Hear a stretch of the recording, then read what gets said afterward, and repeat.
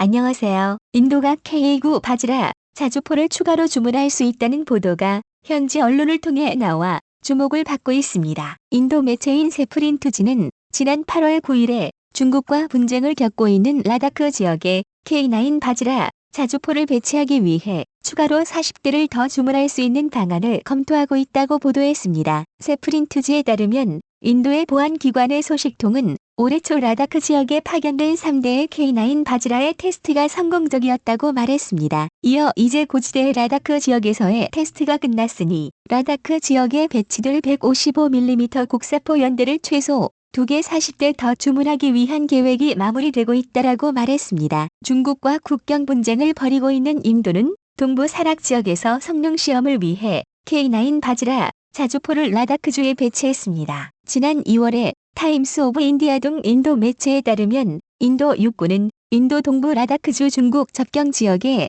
바지라 자주포를 배치했다라고 밝혔으며 인도 잠무와 카슈미르를 아우르는 우담푸르 북부 사령부는 지난 2월 28일에 해당 지역을 방문해 K9 바지라 앞에서 사진을 촬영한 육군 참모차장 CP 모한티 중장의 사진을 게재했습니다. 보도에 따르면 CP 모한티 중장은 인도 북방의 분쟁 지역인 레레 지역의 화염과 분노 군단 사령부를 방문해 작전 준비 태세를 점검했으며 그는 인도 중국 간 국경 역할을 하는 실질 통제선 LAC에 배치된 K9에 대한 보고를 받았습니다. 타임스 오브 인디아는 지난 2월 소식통을 인용해 인도 육군은 라다크주에서의 성능시험 결과에 따라 추가 주문 검토를 할 수 있을 것이라고 전했습니다. 한 소식통은 타임스 오브 인디아에 도입된 자주포는 사막과 평야 지형에 맞는 것이며 기온이 섭씨 영하 20도 아래로 내려가는 고산지대에 쓰기 위해서는 일부 추가 장비가 필요할 것이라고 말했습니다. 따라서 인도 육군이 라다크 지역에서 성능 시험을 벌이면서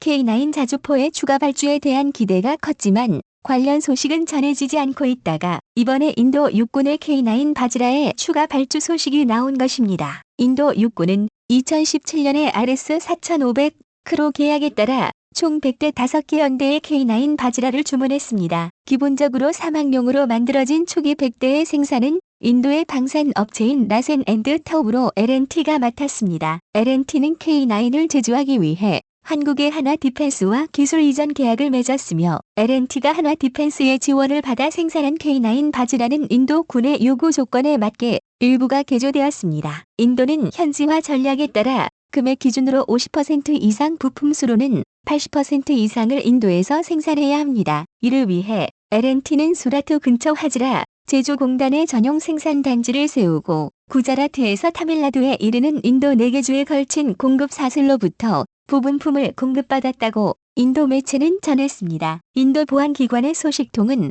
또한 바지라는 아름답고 강력한 시스템입니다라고 말하며 바지라는 긴 사거리를 가지고 있고 무한 궤도로 움직이기 때문에 산에서의 움직임이 한결 수월하다라고 밝히며 이런 사거리와 움직임을 가진 바지라는 라다크 지역에 전략적으로 배치될 것이다라고 덧붙였습니다. 또한 세프린투지는 소식통의 발언을 인용하며 추가로 주문한 40대의 바지라에 대한 도입 비용은 아직 정해지지 않았지만 절차는 진행 중이라고 밝혔습니다. 당초 인도는 K9 바지라에 대한 추가 생산은 계획하지 않았지만 라다크 지역에서의 중국과의 긴장으로 인해 추가 생산을 결정했습니다. 인도 육군은 중국과의 국경을 맞댄 라다크 지역에서의 우위 점하기 위해 K9 바지라뿐만 아니라 미국으로부터 이미 M777만 7155mm 경량 곡사포를 주문했습니다. 이 경량 곡사포는 헬리콥터에 운반되어 전방으로 이동할 수 있습니다. M777 최대 사거리는 약 40km이며 특수 탄약을 사용합니다. 이에 비해 바지라는 사용하는 탄약에 따라 사거리가 50km가 넘습니다. 세프린투지는 소식통의 말을 인용하며 두 개의 시스템은 서로 비교할 수 없습니다. 둘 다 고유한 능력을 가지고 있습니다. 라고 보도했습니다. 이어 M777은 헬기를 이용하면 비자라가 도달할 수 없는 곳에 배치할 수 있습니다. 마찬가지로 바지라에도 고유한 기능이 있습니다. 이 두 개의 시스템과 이미 사용 중인 시스템 및 미래에 출시될 시스템의 조합은 인도 육군을 더 강력하게 만들 것입니다라고 말했습니다. 덧붙여서 세프린투지가 보도한 내용 중에는 L&T와 인도 국방과학연구소가 바지라 경전차를 연구하고 있다라고 보도한 소식이 흥미롭습니다. 세프린투지는 K9 기반의 경전차를 바지라 경전차라고 말하며, 바지라 경전차는 무게가 많이 나가는 155mm 주포를 105mm 또는 120mm 주포로 교체하는 것은 프로젝트라고 밝혔습니다. 현재 인도는 해외에서 경전차 도입을 추진하고 있기 때문에 이와는 별도로 경전차를 인도 내에서 개발하는 프로젝트로 보입니다. 현재 인도는 K9 바지라 100대 생산을 마지막으로 더는 전차를 생산하고 있지 않으며, 지난 2월 18일을 마지막으로 생산이 끝난 K9 바지라 생산 라인은 긴 휴식기에 들어가 있는 상태입니다. 따라서 인도의 언론들은 K9 바지라를 생산한 제조 라인은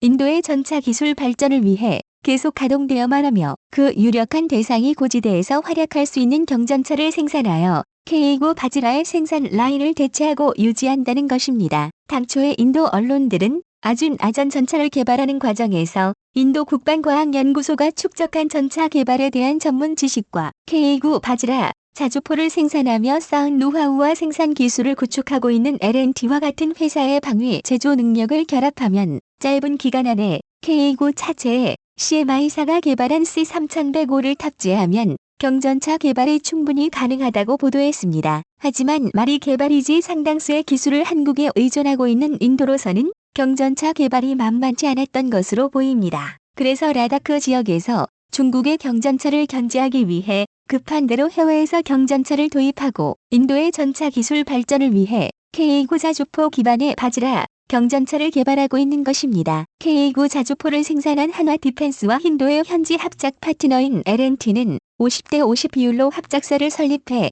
K9 바지라를 생산했습니다. 그리고 인도 정부의 메이크 인 인디아 정책에 대응해 K9 자주포 부품의 50%, 즉 사격 통제 시스템과 탄약 처리 시스템, 그리고 보조 동력 장치 등을 합쳐 총 14종이 인도 현지에서 생산됐으며, 한국에서 공급한 부품을 인도의 중소기업들이 조립 생산하는 방식도 사용되고 있어 원래 계약된 50대 50보다 한국의 몫은 많은 편입니다. 또한 인도의 언론들은 빠른 시일 안에 경전차의 시제품을 급조하길 원한다고 보도하고 있지만 이는 한국의 도움 없이는 불가능합니다. 특히 105mm C3105 포탑은 기존 K9 자주포 포탑과 비교해 아주 가볍고 반동도 약하므로 포탑을 맞추어 개발된 기동차대 전체에 대한 대규모 재설계가 필요합니다. 말이 K9 기반이지 K9 부품을 활용해 신형 경전차 차대를 새롭게 개발하는 것이나 마찬가지입니다. 당연히 K9 자주포를 설계한 한화 디펜스 기술진들이 L&T 쪽 기술 인력으로 참가해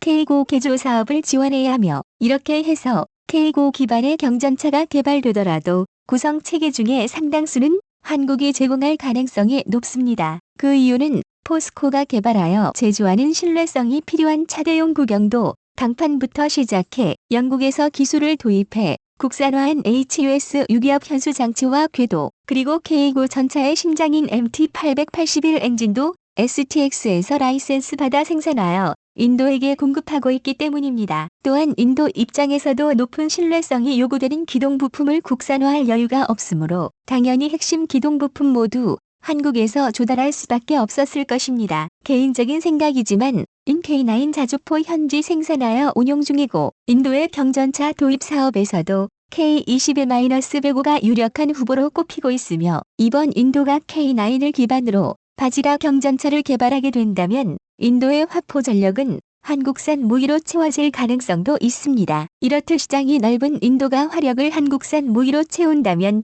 한국에게도 많은 기회가 주어질 것으로 보입니다. 이상 마치겠습니다.